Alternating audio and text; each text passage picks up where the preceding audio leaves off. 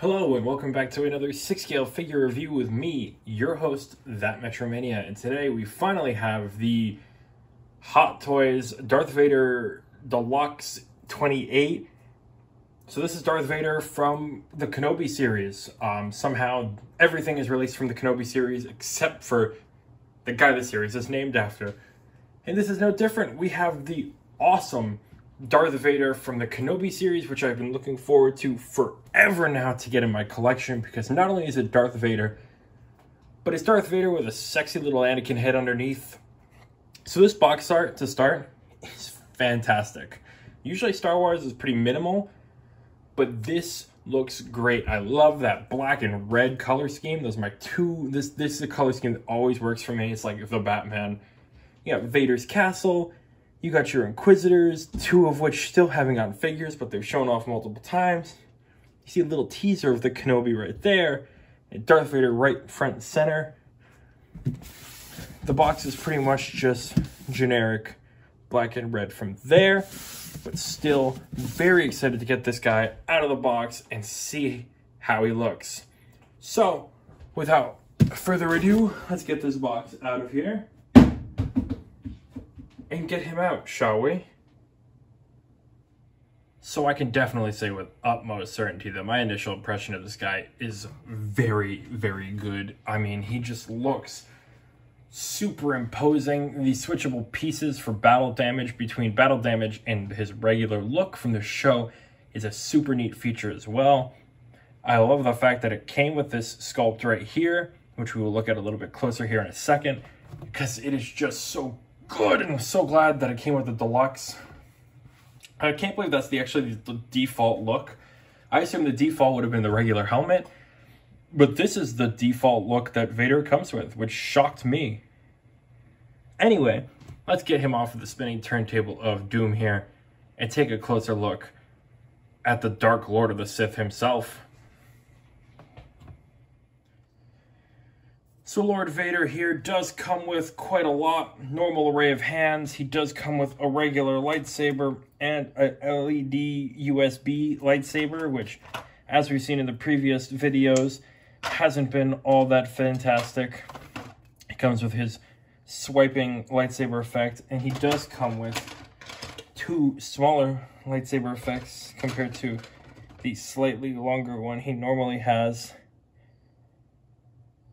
And that is because he also comes with the broken Inquisitor lightsabers that he fights Reva with.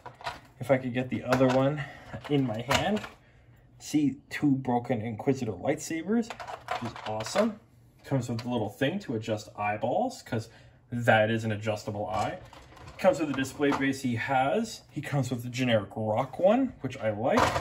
He has this badass floor display base, which is my favorite thing, but it's huge. He also then has his swappable helmet, which is stuck in foam. So he has a swappable normal helmet and a swappable normal chest piece. The cape does also come separately, but it easily goes around his neck and goes right onto him. So, before we even start, I'm super happy about this guy because it looks awesome, but like, look at that. Look at all the work that went into like just the scars and the burnt tissue on that sculpt. It does look a little wide for what a lightsaber would cut, especially like in Rebels, it's a little bit thinner. This is really wide. I know why they did it, obviously, to show more face, but that does feel a little bit wide now that I'm looking at it. He would have had to like really widen that out. But it looks really good. And if we bring the regular sculpt back in here, you can see the differences between those two. Obviously being a big cut down the side. This is the Vader's helmet that does have a bit more red in the eyes as opposed to black, which also helps a lot. But man, it just looks so good. I mean, you can see it from every angle. And this helmet does just pop off kind of like the Empire one, and back here is hollow. And you can adjust his one eyeball, which is super cool as well. It does take a second to pop back on. If I can remember where the spot to pop it back on is. There we go. Never mind. I see it, but I can't get it. There we go. But yeah, that head sculpt is to die for. I mean, you can see his mouth there. You can see half of his, I wonder how much they sculpted into that. I need to move on. I'm going to talk about this for the rest of the day. The cape, just like normal Vader capes, is more of a wraparound cape, so it will get a bit in the way. It does come off, so let's take it off and talk about Vader a little bit. So, because I needed the cape off so we could talk about right here. So this part and these parts are no longer battery operated. They are USB operated, which is all back here, already plugged in and connected, which is super cool. And it does get covered by the cape, so you don't have to worry about it. So that's much better, because this piece on my Empire one fell off one day and just is gone forever. I don't know where it's gone, but you'll see in a little bit when I take him out, it's just not there anymore. I'm super happy about this guy. He's got a lot of different feelings than the Empire one, because it is supposed to take place before that, so it's kind of got the older feeling to it. I wish it had more of the A New Hope feel, where the sashes kind of went over. It's weird that he would go back to under, then over, then under again. But it's just a, you know, it's a choice he's made. He can change his outfit. He's a grown man. He kills people for a living. He can do what he wants. I'm not going to tell him no. Are you? The belt looks super good. It's pretty identical to the Empire Strikes Back one. A lot of the lower down stuff is pretty similar. It's the helmet that's pretty much the one big difference between the Vader trio, or Vader, however many there are. It's usually the helmet, and then these sashes here is usually the big thing, whether it goes under or over. The detailing work on his little control panel on the chest is super good, though. The lightsaber burn mark is really well done. The sculpt work that went into this, I mean, the work that went into this outfit in the episode made the whole show worth it for most people, including myself. And I'm super happy with the end result here. Moving down, we have normal gloves. Not too much special going on here. I'm just looking back at my Empire one to check. The crotch diaper piece there looks about the same. It's probably the weirdest part of this whole outfit. I love this black, like, leathery line texture he's got going on in his arms and legs. He's always had it, but I love the way it looks.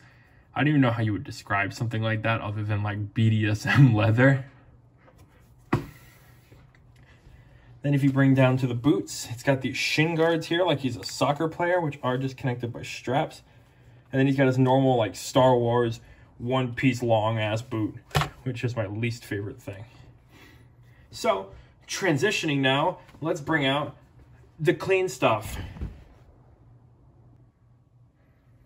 Now that's the look of a man who would definitely try to kill his best friend on a planet made of lava. He, just, you know, Darth Vader has a very, very iconic look. I don't even know how you would design something like this in a design room and come out with something this good. There's not much you could say about it, because Darth Vader, like I said before, has been pretty consistent throughout the years. He's had some pretty nice looks, but the helmet is always fantastic, and we'll take a closer look at how it looks compared to the Empire Strikes Back one here in a second. But I just really wanted to take the time to show you what this clean version looked like. You can see the panel here. It does just pop off pretty easily.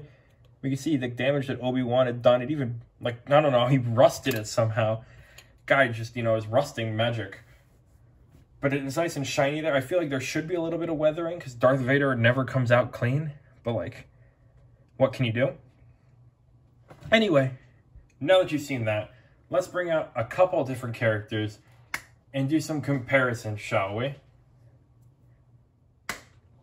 So we have the Empire Strikes Back one on the left and the Kenobi one on the right. And for starters, the first thing I noticed actually was the chest buttons being blue and red on this one and green and red on that one. Other than that, a lot of things are the same, other than maybe like something's a little thinner here or a little thicker there. But this one, I believe, is a hair taller. Now, if you look at the eyeballs on these helmets, you know what? Let's bring it a little closer so you can see what I mean. So if you look at the helmets, you'll see that the Kenobi one is slightly taller. The eyes are a little bit rounder to a point down here as opposed to these ones, which point up there. The mouth area is more silver on the Kenobi one. And the Kenobi one has both of its little balls, which are a little smaller. This one, the ball did fall off immediately on mine. And it's gone forever, like everything else in my life. But you can see the helmets are pretty different, but the same at the same time. Like this little nose sniffer here is like taller on this one, where it's a little shorter. This one's got a little bit more like a shiny indent to it, whereas this one's flat. You can see where the design has changed back and forth over all the years. Not saying one design is better than the other, because they are both really good in their own ways and they both signify something different.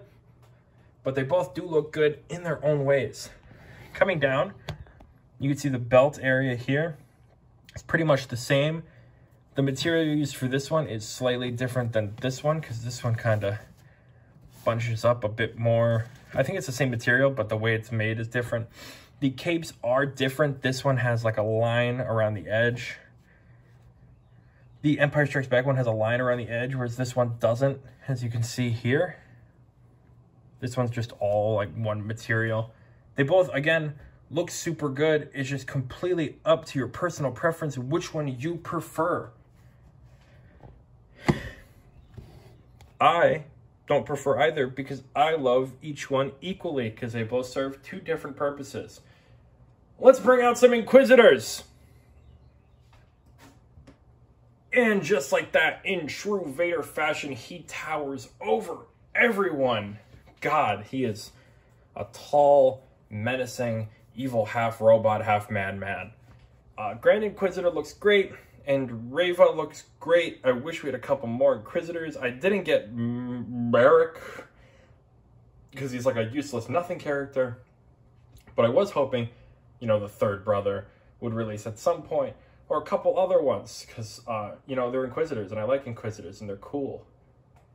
But for now, we do have Vader and the two Inquisitors they've decided to share with us. I didn't get the Purge Troopers because I don't like the helmet on the new Purge Troopers. I wish that it was like the Airborne Clone Trooper Purge Trooper helmets. But what can you do? Anyway, enough about talking about Vader and all of his non-pals. Why don't we see how well Vader poses, because I doubt it's very good. So, all in all, you do start out with a life-ending 360 degrees for Vader, which is rather impressive. Head goes up that far and down that far. His chest piece is being a little wonky, but that's just whatever. Arm goes up that far comfortably, up that far comfortably, back that far, not much. Like a 90 degree at the elbow. There is swivel at the wrist. He's got about that much spread. His leg goes up almost zero, back pretty much zero. There is some knee bend and ankle articulation. He does have a bit of a crunch, but not really. Vader's not really known for posing, so his stoic look is pretty much all he needs anyway. So I don't know why you would be posing this guy all that much to begin with. So Mr. Vader here does everything in his power to impress with his charm and his style and his beautiful second head sculpt that I definitely will be displaying, like most people, on my Vader. I love Vader. I think he's one of the best bad guys out there, especially now with all of like everything about Vader, even more so than before. But he's just that good. He's really, really good. And so having another one on the shelf is great. I'm hoping I can find the Rogue One at some point as well, because I really want that one on my shelf. Then I should be happy with my Vader collection, at least for now. Maybe they'll do a white Vader at some point, just to get a good guy Vader in there. I would buy that in a heartbeat. Then that Luke and Vader armor from Legends would also be a fun one. But let me know if you got this guy, if you got the deluxe or the regular version. I know a lot of people would probably just go for the regular version because the other sculpt is pretty much the one that they would want anyway. I went with the deluxe because I always go with the deluxe for the most part, especially when it gives me a completely second set of options for displaying him with that second display base and the helmet and the chest piece there, all looking really good. And if you enjoyed this video, please feel free to like and subscribe because it really helps out the channel, and we've been doing pretty good recently, and I'd love to keep that up because it helps a lot and it makes making these videos even more enjoyable for everyone. And always feel free to leave a comment because I'll respond to anything and anyone within reason, as long as your comment isn't complete gibberish. I will make sure to get back to you, help you out with whatever you need, and do whatever you want within reason. But I don't know where the bar is, so we'll find it. And as always, I've been me, and you've been you, and thank you for watching another 6-scale figure review. Hopefully you join me next time when we review something maybe new. I will see you then.